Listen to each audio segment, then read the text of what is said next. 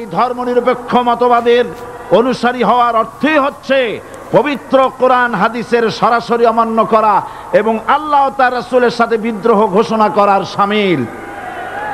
ধর্মনিরপেক্ষ মতবাদ শয়তানের আবিষ্কৃত মতবাদ বলেই দুনিয়ার অধিকাংশ ইহুদি, খ্রিস্টান, মুশরিকরা এই মতবাদের অনুসারী।